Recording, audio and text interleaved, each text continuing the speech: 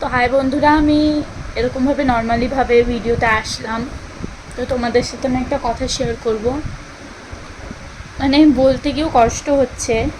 আমার ফেভারিট বিড়ালেরই বাচ্চা, বলতে আমার রাজা, ছোটোবেলা থেকে আমার কাছে থাকে। যখন থেকে ছোট ছিল দেখো আমার কাছে আদর খাচ্ছে।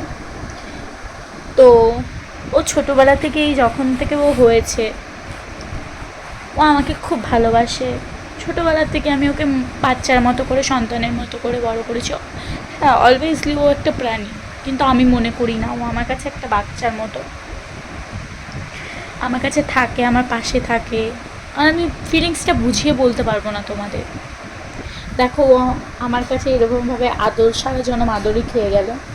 ওর পায়ে খুব ব্যথা লেগেছে, মানে আমি ভাষা খুঁজে পাচ্ছি না। মানে খুব নিজের মনকে বুঝ দিয়ে তোমাদের সাথে কথা বলছি বা এটা শেয়ার করব।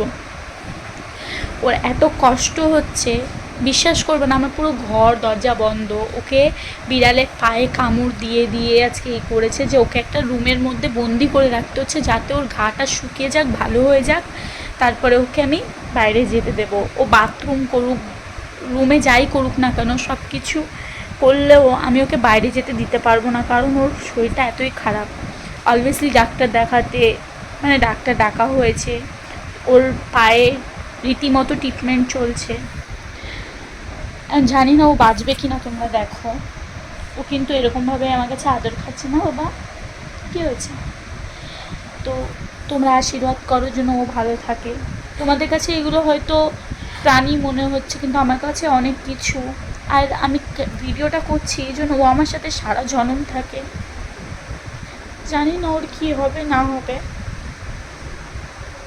যতটা পারছি আমার প্রত্যেকটা বিড়ালকে আমি আদর করে। অনেকে কুকুর পোষো, কুকুর বিড়াল ওইটা বলো না, এরা জীব, এরা কথা বলতে পারে না।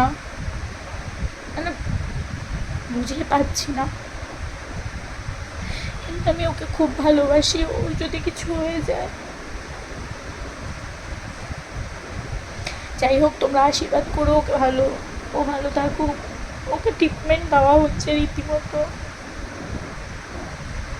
তো যাই হোক, টাটা বন্ধুরা। ও ভালো হয়ে গেলে অবশ্যই তোমাদের সাথে শেয়ার করবো আবারও ভিডিও।